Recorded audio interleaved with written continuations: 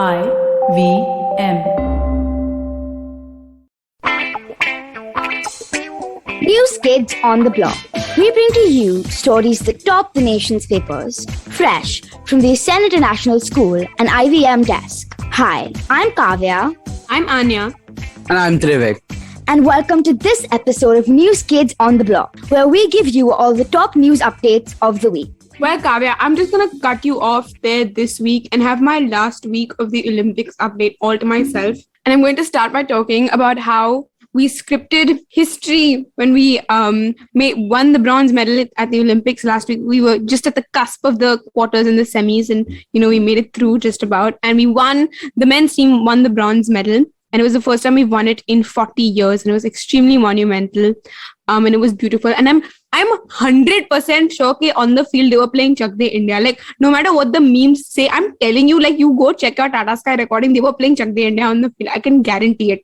But I loved watching all the matches, and I was obviously, it wasn't that early or anything, but I watched them all, and there's like this random video that an aunt took of me just crying after it. And I was really upset when the women's team lost, of course. And But it was so beautiful to see that, everyone just came together for this sport. And it's also great to see how awareness, or not even awareness, just like talking about sports as a potential profession has kind of taken this little jump up in this post-Olympics thing. So I think that's great. And I completely agree that sports infrastructure is lacking. And if it's getting exposure then it should. So just to kind of sum up our overall Olympic journey in Tokyo 2020, with our medals, we had Bajrang Punia who won the bronze, and then we had our men's hockey team who won the bronze. Our women's team narrowly missed out in the last quarter. We were winning it till the third quarter, and we very narrowly missed out to Great Britain. We also had Lovlina Borgohain who won the bronze medal, and PV Sindhu who won it in badminton. And then in the silver category, we had Mirabai Chanu who won it for weightlifting, and Ravi Kumar Dahiya who won it in wrestling. And then, of course, our gold medalist Neeraj Chopra. But Kavya seems really upset that she didn't get to do a COVID update, so she has demanded that she does this story, and I do not wish to suffer at the hands of Kavya. So I'm going to let Kavya take it away. So I'm pretty sure you guys have all heard about Neeraj Chopra, and if you haven't, you're probably living under a rock. But he was only 23 years old, and he won the gold medal in the javelin throw with a throw of 87.5 meters, which I'm sure is a number that will hold a lot of significance to him for years to come. And I think my favorite part about this is that before the Olympics started, in our first episode of this podcast, I think, that we ever released, I had a segment in the end in which I talked about 3 Olympians who were in the army that we could look forward to watching and watch out for. And Neeraj Chopra was one of them, which is really cool because I feel like a psychic. Look at that, Kavya. Your predictions came true. Yeah, and Neeraj Chopra has made our country extremely proud, and I'm sure this is an achievement that won't die out anytime soon. Yeah, there have been a lot of memes that I've been seeing of parents just saying, like, this just goes to show how winning gives sports exposure, of parents being like, oh, we must have javelin throwing classes for our pre-primary students at school. This is not in our school, I'm saying it like general, which I think is just the power of sports. And that makes me very excited for Independence Day. And this is also the second individual gold that India has won ever in the Olympics. And not only has he won a gold medal, he has won all of our hearts, which I thought was very funny, but then Anya told me it wasn't original. And another javelin thrower who has won us 2 gold medals at the ParaOlympics is Devendra Jajaria. And believe it or not, he did this with one arm. We can look forward to seeing him and several other Indians at this year's Tokyo Paralympics starting August 24th. And I think this was a really amazing run for India. It was the most successful Olympics that the country had ever. But yeah, I'm looking forward to the Paralympics. And on that note, we shall take a short break and we'll be right back. So don't go anywhere. Hi, I'm Zarina Poonawalla, host of the Empowering Series podcast on the IVM network. I happen to be a peak performance coach and leadership coach by profession, and I'm here to share with you productivity tools, life-altering techniques, and real-life hacks to help you achieve your maximum potential in everything you do, your relationships, professions, careers. So tune in every Monday to unleash your inner power. Be safe, be well, be empowered. Welcome back from the break, ladies and gentlemen. The next story, I'm finally getting to do a football story again. In fact, I'm going to double down on the football stories today. The first football story for this week is we witnessed the biggest ever transfer in the history of sports everywhere as Leo Messi departed his beloved FC Barcelona and headed to France to join Paris Saint-Germain, Kavya's favorite team.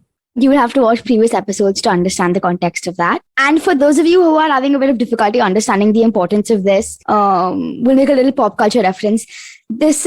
Think about how you felt when Zayn left One Direction. And then triple that. And even tripling that, it's still probably an understatement.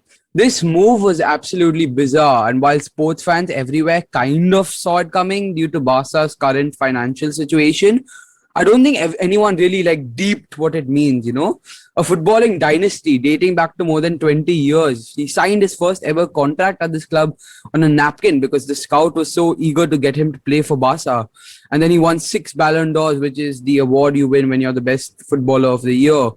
And the other countless memories he's made at the club. And we all thought he would retire at Barca, but seeing him move to PSG, he'd be leaving the only club he's ever known. So, Trivik, why don't you spell it out for all of the non-sports fans here, which doesn't include me for the record. I know exactly what's going on.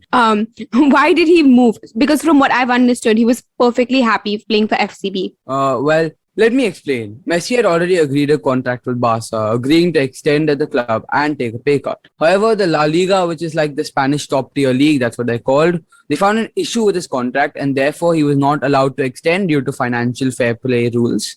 I should say he made it clear in his press conference that it was never his intention to leave this year. However, due to the complications with the La Liga, he was forced to depart from Barcelona. And he also mentioned that him and his family had their hearts set on staying in Catalonia. And like the rest of the footballing world, they were deeply saddened by his departure. However, they were very excited for their new endeavors in France. Well, I'll take it from there. Trivik can ramble on about this forever. So I'll move on to a story that I heard today, actually, that really shocked me. And I thought I should share it with you guys. So this takes place in UP. And so basically there's something called the Uttar Pradesh Population Bill, which is a bill that aims to decrease the fertility rate in the state, which rhymes, by providing incentives and benefits for people who have 2 or less children. And recently they received several suggestions from people to extend the incentive to people who had 2 daughters. And basically what this means is that if a family has 2 daughters, they can try again for another child and still have the incentives from the government. And I think about it, obviously that means that they aren't satisfied with having 2 daughters and are trying again for another child. And obviously that means they're trying for a son. And a reason for this could be that the son becomes the name bearer for the family. And at the end of the day, if you have 2 daughters, the family name, in air quotes, is not going to carry on. But that is no excuse. And it's really mind-boggling for me to think that this even took place. And I think even in this day and age, the fact that this is still happening is really crazy. And Madhu Garg, who's the vice president in UP of the All India Democratic Women's Association, I quote her, she said, "Such suggestions must not be accepted. It promotes a mindset that prefers sons over daughters," unquote. And personally, it frustrates me to no end that we're still living in a world where this kind of gender disparity exists, and that a lot of people still have this idea that daughters are just this obstacle that you might have to face in order to reach your end goal, which is to have a son, which is super frustrating. Yeah, I definitely agree with you, Kavya. And I think that the fact that we're seeing something like this come up in legislation, even though it's not necessarily set in stone, it brings forth this perspective of not just people, which we know might have a preference. It kind of says that the law has a preference too. And I think that that's just heartbreaking to think of as someone who's growing up in this country and someone who intends to, be a part of this country. And I also forgot to add that this law was not implemented, but it's still the fact that it even came up as a suggestion was crazy. Well, we've all recently read about, I'm sure, and seen the Taliban who have slowly started to regain control in Afghanistan. They've captured a few key provinces and cities. And of course, this is concerning for many, many reasons. And the USA has also urged their citizens in Afghanistan to leave. And I'm guessing that slowly things in the country will start to clamp down and things will go back to how they were whenever they were. It's devastating to see this all happening again. But Anya, can you tell us a little bit about the culture of Afghanistan and how that will be affected by this? Yeah, absolutely. I think that, all the articles that I'm reading are about these weapons and these strategies and the economy. Um, and the media over there tends to shut down the ground reality of things closing around. And we've talked about how media and the literature in previous episodes in Afghanistan was highly controlled. But like you were saying, with the culture, we lack a thorough understanding of what Afghani culture looks like, or rather looked like.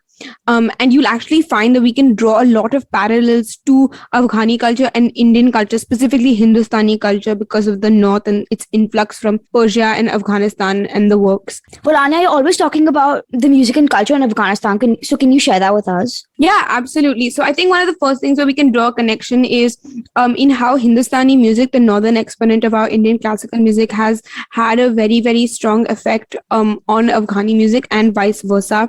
We can see this in instruments like the sarangi versus the rubab. And, just to guide you to some other things, for example, the structure, the basics of Hindustani music can be kind of looked at when you think about a rag. It's a word that often comes up, and they follow a very similar system with Afghani music, where they use something, Arab music in general, where they use something called a maqam. Also, when we think about our beloved ghazals, the style of poetry is completely Persian, and that comes through Afghanistan. So a lot of their poetry that they have there is very, very similar. And Kavya, you were talking about, not really connected, but you were talking about like women and gender and stuff like that. So today, in India, when someone reaches a certain stage of accomplishment, they are referred to as a pandit or an ustad. Until date, we haven't seen a female ustad, and presumably the first and only female ustad ever is a woman by the name of Ustad Farida Mawash, and she is from Afghanistan.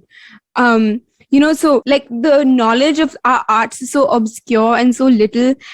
And I think that the Taliban coming back in just sort of further diminishes that and makes it a little bit sadder and makes it a little more harder for us to understand the beauty and the legacy of their culture, which is, of course, just so magnificent. And I've only scraped the surface. So it was just something I wanted to talk about. I wonder what will become of it, because, like I said, I've only scraped the surface of it. Well, before we get to the next story, Anya, I think we should take a little break.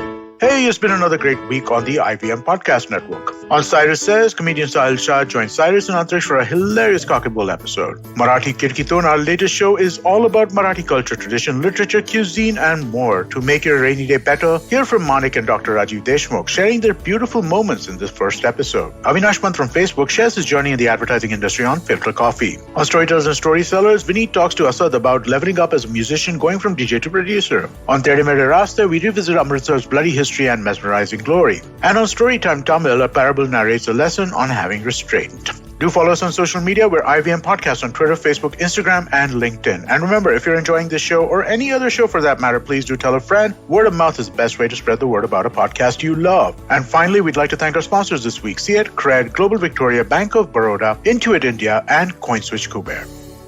Welcome back to News Kids on the Block. My name is Trivik, and I'm going to do my second sport football story of the day. I'm sure Anya is really delighted with that. Buckle up, folks. This story it's a short one. The Premier League, my favorite league and the most viewed league in the world, will be returning this weekend, actually on Friday evening, 12:30. Actually, Saturday early morning, 12:30 a.m. Arsenal play Brentford as the league resumes its new season. So what's happening is that there's a lot of new players in the league. A lot of transfers have been done. I definitely think there's many teams this year that can challenge for the title if they keep consistency, and I think it should be a great season. Thanks, Trivik. Well, let's move on to some really great news about our military, in which the Indian aircraft carrier Vikrant, which was both designed and made in India, successfully completed a 5-day maiden sea voyage. This IAC, which stands for Indigenous Aircraft Carrier, is a really great step in India's military autonomy. Yeah, Kavya, that's so true. This particular warship can operate fighter jets like the MiG-29K and the Kamov 31 helicopter. And also, just a bit of history, this particular warship was actually named after INS Vikrant. The ship, the ship played a major and like a magnificent role in our 1971 war. I think a lot of people are really right in saying that this vessel is definitely a huge step towards making our Atmanirbhar India. India can really go for gold in all ways, and we look forward to just that with Independence Day on the horizon. Anyways, that's all we have for you today. We hope you enjoyed this episode of News Kids on the Block. Don't forget to tune in to us every Friday for our fresh take on the news from across the globe. If you like this podcast, don't forget to check out other interesting podcasts on the IVM network. You can listen to us on the IVM Podcast app or ivmpodcast.com. You can also follow us on our social media. We are at IVM Podcast on Twitter and Instagram. We'll see you next week. Until then, do share this episode with your folks. Stay safe and don't forget to do your homework.